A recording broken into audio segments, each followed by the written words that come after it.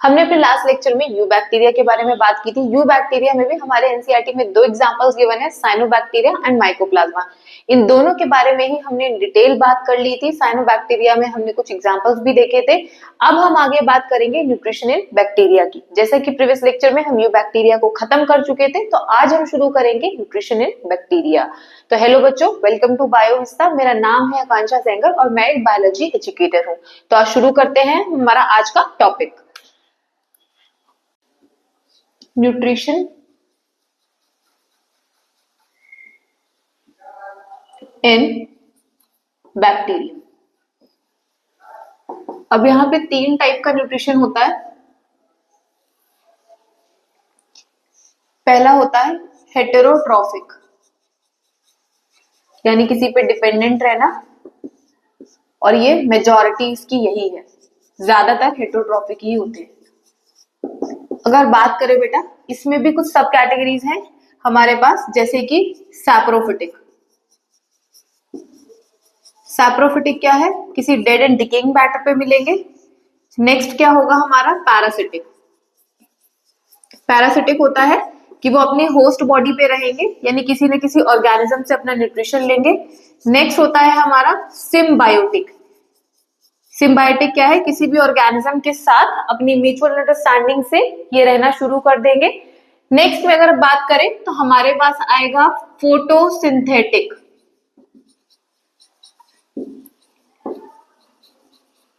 Photosynthetic क्या है?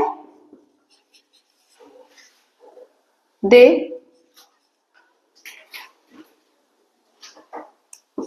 Prepare their food with the help of light, यानी ये लाइट की मदद से अपना खाना बना लेंगे। यानी कि ये कैसे बैक्टीरिया है? क्या करेंगे? ये फोटोसिंथेटिक बैक्टीरिया है और क्या करेंगे? फोटोसिंथेसिस। नेक्स्ट हमारे पास जो होगा वो वाली कैटेगरी होगी कीमोसिंथेटिक। कीमोसिंथेटिक बैक्टीरिया जो होते हैं बेटा, ये क्या करेंगे अपने? दे ऑक्सीडाइज इनऑर्गेनिक कंपाउंड्स। ये क्या करेंगे? इनऑर्गेनिक कंपाउंड्स को ऑक्सीडाइज करेंगे टू रिलीज केमिकल एनर्जी। यानी ये अपनी केमिकल एनर्जी बनाने के लिए क्या करेंगे बेटा? अपने इनऑर्गेनिक कंपाउंड्स को ऑक्सीडाइज कर लेते हैं। For example nitrites and nitrates. बेटा यहां हम एक बात और करेंगे, जो बैक्टीरिया कीमोसिंथेटिक होते हैं उनको हम और क्या बोल सकते हैं? Chemo autotrophs. तो कंफ्यूज नहीं होना, ऑटोट्रॉफ क्यों? अपना खाना तो अभी भी वो बना ही रहे हैं, ठीक है, इसलिए हमने ऑटोट्रॉफ्स का वर्ड यूज किया है। कीमो क्यों? क्योंकि अल्टीमेटली केमिकल एनर्जी ही तो रिलीज कर रहे हैं ये, ठीक है। नेक्स्ट पे अगर हम बात करेंगे अपने फोटोसिंथेटिक बैक्टीरिया के बारे में। फोटोसिंथेटिक बैक्टीरिया, अब देखो इनके पास बेटा क्या है, और पौधों की तरह इनके पास क्लोरोफिल नहीं है, ठीक है। पहले तो आपको ये याद रखना है, जैसे हमने प्लांट्स में अभी तक क्लोरोफिल के बारे में पढ़ा है कि क्लोरोफिल एक ऐसा पिगमेंट है जो फोटोसिंथेसिस में हेल्प करता है। सो बेसिकली यहाँ पे जो क्लोरोफिल होगा वो प्रेजेंट नहीं है, वो एब्सेंट होगा। तो ये फोटोसिंथेसिस करेंगे कैसे? चलो डिस्कस करते हैं। पहली बात तो H2O is not proton and electron donor. सबसे बड़ी बात हमने यहाँ पे क्या कह दी कि हमने H2O यूज नहीं किया है, यानी ये बैक्टीरिया H2O यूज नहीं करेंगे। क्यों? क्योंकि यहाँ पे H2O एक्ट ही नहीं करेगा इलेक्ट्रॉन एंड प्रोटॉन डोनर की तरह। तो H2O की जगह कौन आएगा? H2O की जगह आएगा H2S, यानी hydrogen sulphide. Hydrogen sulphide is used as electron and proton donor, यानी यहाँ पे किस चीज का यूज करेंगे? ये H2S का, ना कि H2O का। तो ये कैसी फोटोसिंथेसिस परफॉर्म कर रहे हैं? They perform anoxygenic photosynthesis. कैसी फोटोसिंथेसिस है? Anoxygenic. क्यों हमने नाम दिया anoxygenic? Because they release sulphur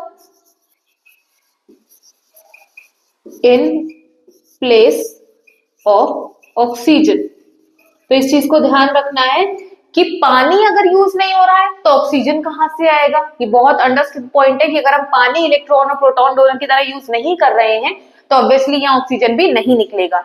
हमने पानी की जगह यानी H2O की जगह क्या यूज किया है? Hydrogen sulphide. और अगर हमने हाइड्रोजन सल्फाइड यूज किया है तो यहाँ पे ऑक्सीजन की जगह क्या निकलेगा? यहाँ ऑक्सीजन की प्लेस पर निकलेगा सल्फर। इसीलिए हमने इसको बोला है एन ऑक्सीजेनिक फोटोसिंथेसिस, यानी ऐसा फोटोसिंथेसिस जहां पे ऑक्सीजन रिलीज नहीं होगा। नेक्स्ट हम बात करेंगे कि हमने इनको नाम क्यों दिया भाई फिर फोटोसिंथेसिस। अगर ये फोटोसिंथेटिक है भी तो ऐसा इनके पास क्या है जिससे ये फोटोसिंथेसिस कर ले रहे हैं। हमने लास्ट टू लास्ट लेक्चर में बात की थी क्रोमैटोफोर के बारे में। क्रोमैटोफोर क्या था बेटा? क्रोमैटोफोर हमारा एक स्ट्रक्चर था जो फोटोसिंथेटिक पिगमेंट कैरी करता था। ठीक है, तो क्रोमैटोफोर जो बैक्टीरिया में आपके पास पिगमेंट लेकर आया वो कौन सा था? Bacterio viridin and bacterio purpurin. यानी जो बैक्टीरियो विरिडिन था वो आपका दे रहा था ग्रीन कलर, यानी ग्रीन कलर का पिगमेंट था, और बैक्टीरियो परप्यूरिन का कलर कैसा रहेगा बेटा? पर्पल। तो ये चीजें याद रखेंगे। बैक्टीरियो क्रोमैटोफोर एक स्ट्रक्चर है जो फोटोसिंथेटिक पिगमेंट कैरी करता है बैक्टीरिया में, इसमें क्लोरोफिल नहीं होगा। तो क्रोमैटोफोर कौन कौन से पिगमेंट कैरी करेगा? पहला है बैक्टीरियो विरिडिन, दूसरा है बैक्टीरियो परप्यूरिन। विरिडिन कौन सा कलर सिंबलाइज करता है? Green colour. और बैक्टीरियो परप्यूरिन कौन सा कलर सिंबलाइज करेगा? Purple colour. नेक्स्ट अब हम बात करेंगे, अभी तक बात की थी हमने फोटोसिंथेटिक बैक्टीरिया की, अब बात करते हैं भाई फोटोसिंथेटिक बैक्टीरिया में भी ये कैसे कैसे होंगे। फोटोसिंथेटिक बैक्टीरिया यानी क्या ये सिर्फ H2S को यूज करेंगे या फिर और भी कुछ यूज कर सकते हैं अपनी फोटोसिंथेसिस करने के लिए? तो पहले तो हमारे होंगे फोटो लिथोट्रॉप्स, और ये कैसे यूज करेंगे अपना इलेक्ट्रॉन प्रोटॉन डोनर, यानी इधर इलेक्ट्रॉन एंड प्रोटॉन डोनर कौन होगा? H2S, यानी बोल सकते हैं इनऑर्गेनिक।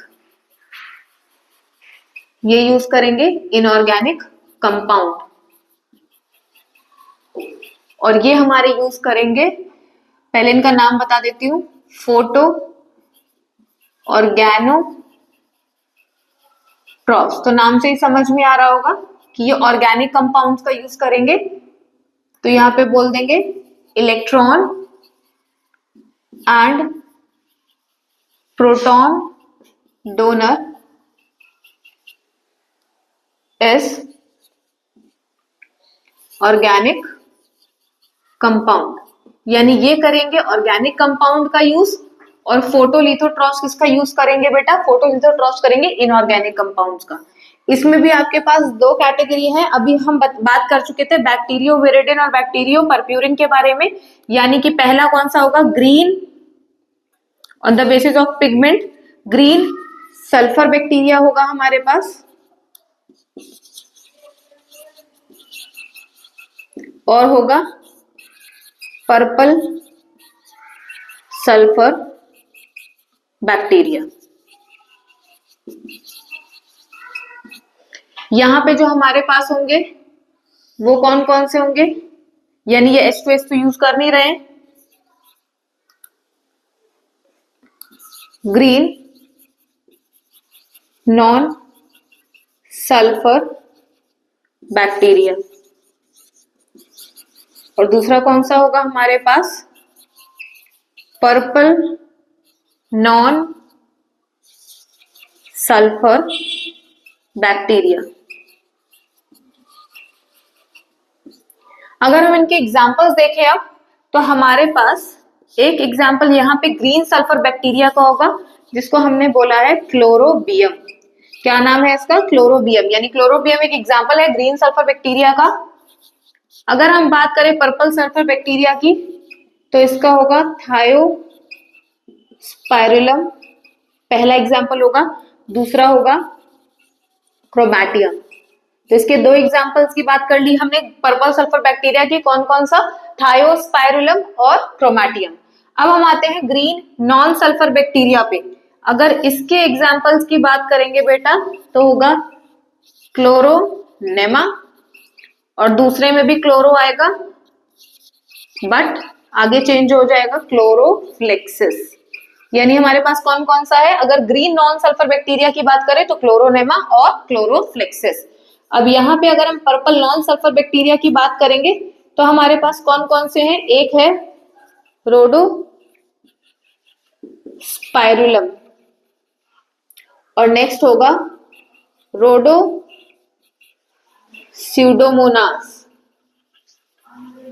और बेटा ये दोनों ही बोथ आर N2 फिक्सर्स, ये दोनों ही नाइट्रोजन फिक्सर्स हैं। तो हमने क्या बात की है? हमने बात की बेटा कि फोटोसिंथेटिक बैक्टीरिया तो है हमारे पास, पर वो और कितने टाइप के हो सकते हैं? क्या वो ऑर्गेनिक कंपाउंड से अपनी एनर्जी बनाएंगे बेसिकली, या फिर वो अपने इनऑर्गेनिक कंपाउंड से बनाएंगे? यानी कि वो या तो और इनऑर्गेनिक कंपाउंड को अपना इलेक्ट्रॉन और प्रोटॉन डोनर बनाएंगे, या फिर वो ऑर्गेनिक कंपाउंड को अपना इलेक्ट्रॉन और प्रोटॉन डोनर बनाएंगे। अगर हम बात करें उन बैक्टीरिया की जो H2S यानी इनऑर्गेनिक कंपाउंड्स को अपना इलेक्ट्रॉन और प्रोटॉन डोनर बनाते हैं, तो उनको हमने बोला है फोटोलिथोट्रॉप्स। और अगर वो ऑर्गेनिक कंपाउंड को अपना इलेक्ट्रॉन और प्रोटॉन डोनर यूज कर रहे हैं, तो हमने उसको बोला है फोटो ऑर्गेनोट्रॉप्स। ऑर्गेनो से समझ जाना ऑर्गेनिक कंपाउंड की बात हो रही है। अब अगर हम इसमें फर्दर डिवाइड करते हैं फोटोलिथोट्रॉप्स में भी, तो हमारे पास दो हैं। हमने अभी बात की थी कि बैक्टीरियोविरिडिन और बैक्टीरियोपर्प्यूरिन यानी ग्रीन और पर्पल सल्फर बैक्टीरिया की। यहाँ पे वही हमने मेंशन किया है कि ग्रीन सल्फर बैक्टीरिया कौन सा होगा, इसका एग्जांपल है क्लोरोबियम, जबकि पर्पल सल्फर बैक्टीरिया में क्या होगा? एग्जांपल थायोस्पाइरुलम और क्रोमैटियम। अगर हम बात करें फोटो ऑर्गेनोट्रॉप्स की, तो बेटा इनको हमने फर्दर डिवाइड किया है, जो है ग्रीन नॉन सल्फर बैक्टीरिया, यानी ये सल्फर का यूज नहीं करेंगे, और दूसरा है पर्पल नॉन सल्फर बैक्टीरिया, यानी कि ये किसी भी तरीके से सल्फर रिलीज या यूज नहीं करेंगे। इनके एग्जांपल्स की बात करते हैं। अगर हम बात करेंगे ग्रीन नॉन सल्फर के एग्जांपल्स की, तो यह है क्लोरोनेमा और क्लोरोफ्लेक्सिस। बस आपको पीछे इसके इसमें नाम याद रखने हैं, आगे सेम है क्लोरो, तो ये याद करने में हमें ज्यादा इजी रहेगा। Next purple non sulphur bacteria, अगर इसमें बात करें तो इसमें भी सेम केस है, आगे के दोनों सेम रहेंगे, पीछे थोड़ा सा चेंज है, रोडोस्पाइरुलम एंड रोडोस्यूडोमोनास। और ये दोनों ही N2 फिक्सर्स हैं, ये दोनों बैक्टीरिया ही नाइट्रोजन फिक्सर्स का काम करेंगे। अब हम आगे बात करेंगे कि और कौन कौन से फोटोसिंथेटिक बैक्टीरिया बात कर चुके हैं। अब हमें बात करनी है कीमोसिंथेटिक बैक्टीरिया के बारे में, जिसमें अभी हम नेक्स्ट में बात करना शुरू करेंगे। नेक्स्ट अब हम बात करेंगे कीमोसिंथेटिक बैक्टीरिया की। कीमोसिंथेटिक बैक्टीरिया, इसके बारे में हमने पहले ही बात कर ली थी, फ्लो चार्ट जब हम बना रहे थे। हमने क्या बात की थी कि ये वो बैक्टीरियाज होंगे जो इनऑर्गेनिक कंपाउंड्स को ऑक्सीडाइज करके अपना न्यूट्रिशन ले लेंगे। जैसे अभी हमने बात की थी नाइट्राइट्स और नाइट्रेट्स के बारे में। अब हम इनके कुछ एग्जांपल्स करने जा रहे हैं। अगर हम पहले एग्जांपल की बात करें तो वो होंगे हाइड्रोजन बैक्टीरियाज। तो हाइड्रोजन वाले बैक्टीरिया क्या करेंगे, उनका एग्जांपल्स कौन सा होगा? हाइड्रोजिनोमोनास। नेक्स्ट अगर हम बात करेंगे सल्फर बैक्टीरिया की, तो ये कौन सा होगा? थायोबैसिलस।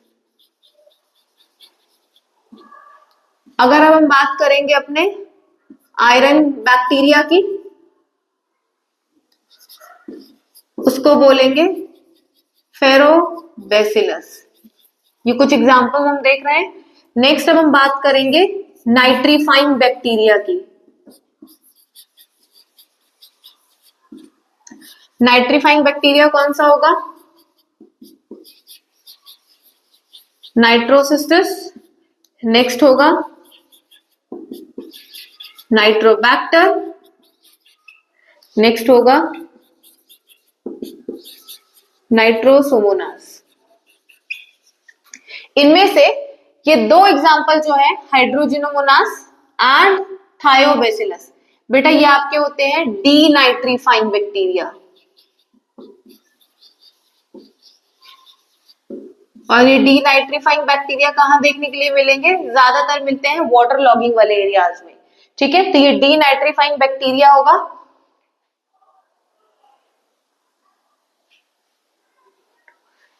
मुझे लगा ही था, मैंने कहीं स्पेलिंग खा गई हूं मैं। Denitrifying bacteria. तो हमने क्या देखा? कीमोसिंथेटिक बैक्टीरिया को देखा या फिर कीमो ऑटोट्रॉफ्स। इनमें हमने क्या देखा? कुछ एग्जांपल्स देखे। हाइड्रोजन बैक्टीरिया का एग्जांपल कौन सा था हमारे पास? हाइड्रोजिनोमोनास। नेक्स्ट सल्फर का अगर बात करें, सल्फर बैक्टीरिया का एग्जांपल है थायोबैसिलस। और ये दोनों ही किसके एग्जांपल है? Denitrifying bacteria. ये बैक्टीरिया आपको वहां देखने के लिए मिलते हैं जहां पे वाटर लॉगिंग वाला एरिया होता है, फॉर एग्जाम्पल दलदल वाला एरिया, मार्शी एरिया। नेक्स्ट पे हम बात करें, हमारा आयरन बैक्टीरिया का एग्जांपल्स क्या होगा? फेरोबैसिलस। ऐसे याद कर लेना, आयरन का सिंबल क्या होता है? Fe होता है, वैसे याद कर लेना। नेक्स्ट पे आएगा नाइट्रीफाइंग बैक्टीरिया। इसके हमारे पास 3 एग्जांपल थे, नाइट्रोसिस्टिस, नाइट्रोबैक्टर या फिर नाइट्रोसोमोनास। तो ये एग्जांपल्स है हमारे कीमोसिंथेटिक बैक्टीरिया के। फोटोसिंथेटिक बैक्टीरिया को हम ऑलरेडी बहुत डिटेल में डिस्कस कर चुके हैं। अब हम बात करेंगे अपने नेक्स्ट टॉपिक की, जो कि है रिप्रोडक्शन इन बैक्टीरिया। अब हम बढ़ते हैं अपने नेक्स्ट टॉपिक की तरफ, जो कि है reproduction in bacteria.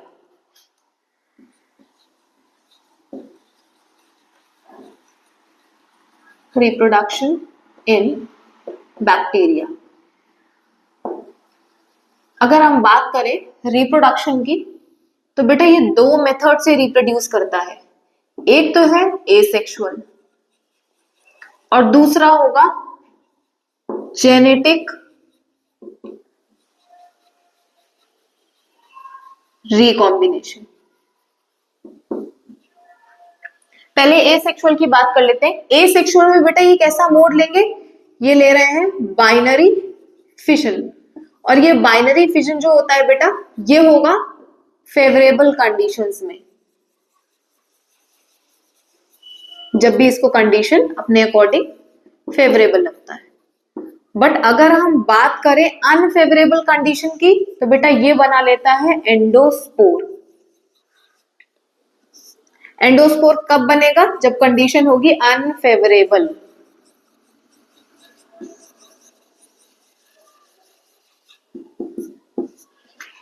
Next genetic recombination क्या है?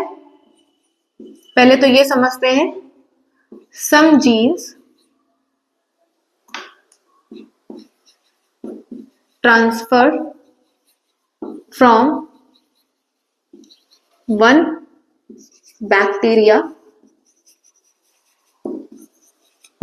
to the other bacteria। यानी एक बैक्टीरिया से कुछ जीन निकलकर दूसरे बैक्टीरिया में चले जाएंगे। हमारी एनसीईआरटी एक लाइन देती है जिसको मैं स्टार मार्क करके लिख रही हूं। इट performs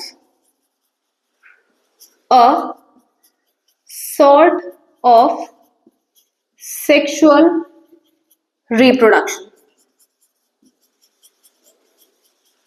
इसका क्या मतलब है कि ये हमारा सेक्सुअल रिप्रोडक्शन जैसा कुछ करता है, a sort of sexual reproduction।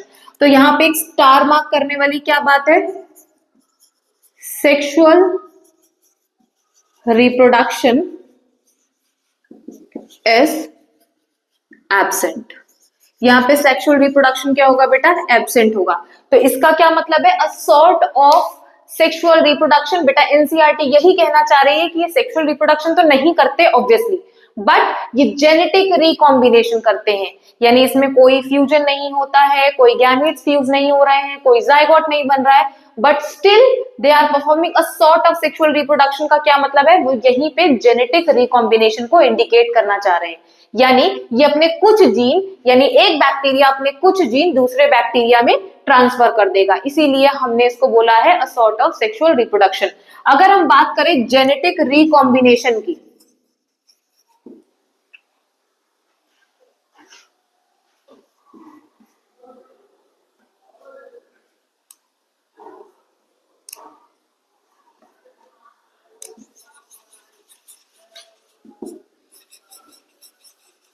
अगर हमने बात की है जेनेटिक रिकॉम्बिनेशन की, तो बेटा इसमें भी फर्दर कुछ डिविजन्स हैं, यानी टाइप्स हैं। पहला होगा कॉन्जुगेशन, दूसरा होगा ट्रांसफॉर्मेशन,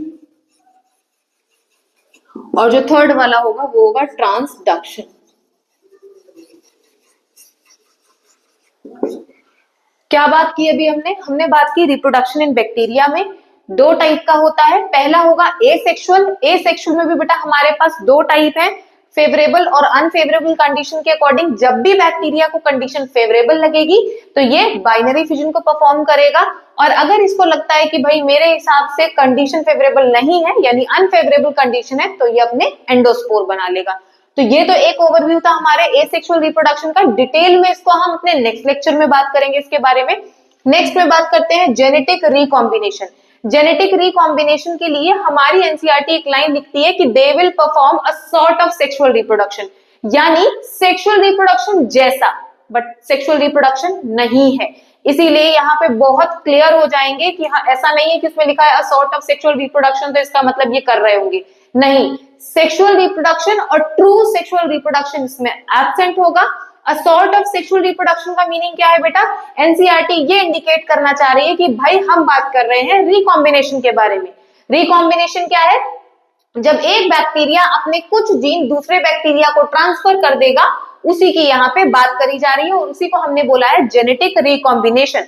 पर अगर हम बात करेंगे जेनेटिक रिकॉम्बिनेशन की फर्दर, तो बेटा इसमें और फर्दर 3 टाइप्स होंगे हमारे पास। कौन कौन से? Conjugation, transformation, transduction.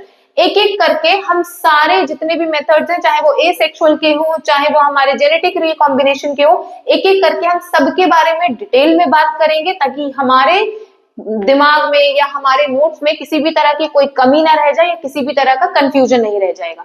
और इसको पढ़ने के बाद आप टोटली क्लियर हो जाएंगे कि भाई बैक्टीरिया दो ही तरीके से अपना रिप्रोडक्शन परफॉर्म कर रहा है, पर वो सेक्सुअल तो नहीं कर रहा है। ठीक है, नेक्स्ट लेक्चर में सबको हम एक एक करके डिटेल में डिस्कस करेंगे, चाहे हम बात कर ले अपने बाइनरी फिजन की, चाहे हम बात करें एंडोस्पोर की, या फिर कॉन्जुगेशन, ट्रांसडक्शन, या फिर ट्रांसफॉर्मेशन की। एक एक करके हम बहुत अच्छे से इनको अच्छे एक्सप्लेनेशन के साथ और अच्छे डिटेल नोट्स के साथ लिखेंगे। अब हम बात करेंगे कि आज जो मैंने पढ़ाया था और जितने प्रीवियस लेक्चर हैं उससे रिगार्डिंग मैं अपनी डीपीपी आज अपलोड करूंगी, उसको सॉल्व करके आपको अपनी परफॉर्मेंस चेक करनी है। और ये मेरी 100% गारंटी है कि मेरे हिसाब से अब इसमें ऐसा कोई भी क्वेश्चन नहीं होना चाहिए जिसमें आप फंस रहे हो या कंफ्यूजन आपको फेस करना पड़ रहा है। बट अगर आपको ऐसा लगता है कि अभी भी कोई क्वेश्चन ऐसा है जिसमें आपको कंफ्यूजन फेस करना पड़ रहा है या किसी भी तरह की प्रॉब्लम फेस करनी पड़ रही है, तो आप कमेंट में उसको जरूर मेंशन करें, और मैं ट्राई करूंगी कि उसको सॉल्व करके आपको कमेंट में ही रिप्लाई कर दूं। उस समय तक के लिए आपको बायोविस्टा के चैनल पे बने रहना है, एक एक वीडियो को, एक एक लेक्चर को बहुत ध्यान से देखना है, ताकि आपकी performance day by day enhance हो सके। और subscribe to Biovista. Thank you.